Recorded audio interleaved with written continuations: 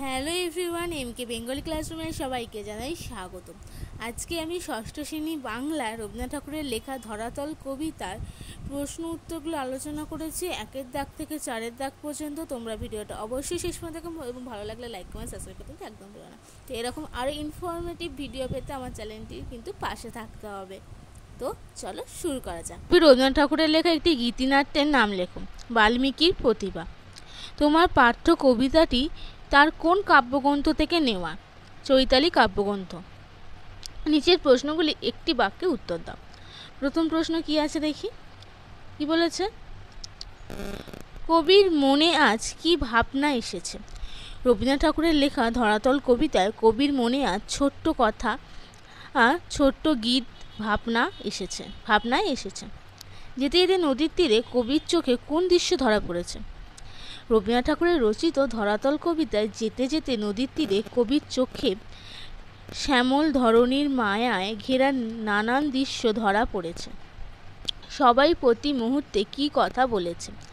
রবীন্দ্রনাথ ঠাকুরের রচিত ধরাতল কবিতায় সবাই এই মুহূর্তে যাই যাই বলেছে, অর্থাৎ প্রবাহমান সময়ের নির্দেশ করে চলে যাওয়ার কথা বলেছে।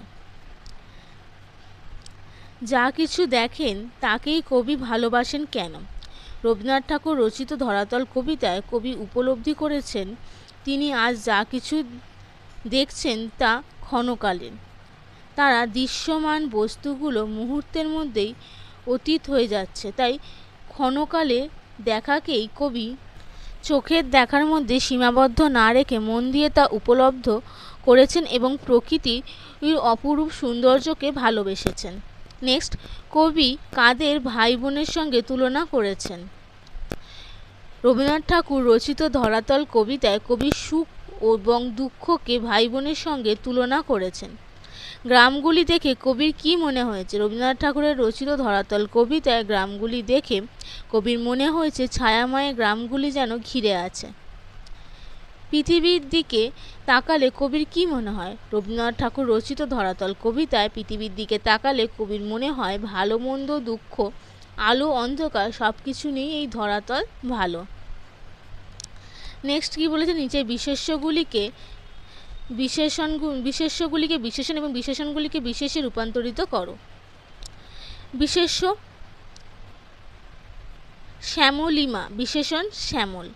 বিশেষ্য দুঃখ, বিশেষণ দুঃখিত।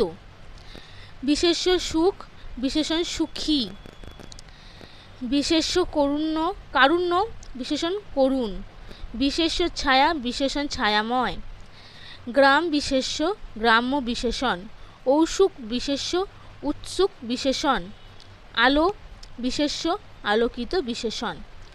নেক্সট, শব্দঝুড়ি থেকে সঠিক শব্দ নিয়ে নিজের ছকটি পূরণ করো। বাইয়া বে, হেরি দেখি, মোর আমার, প্রাণ মানে হচ্ছে পরাণ। ভিডিওটা আজকে আমি এখানেই শেষ করলাম। ভালো লাগলে অবশ্যই বন্ধুর সাথে শেয়ার করতে একদম ভুলো না। আজকে এই পর্যন্তই, চলো টাটা।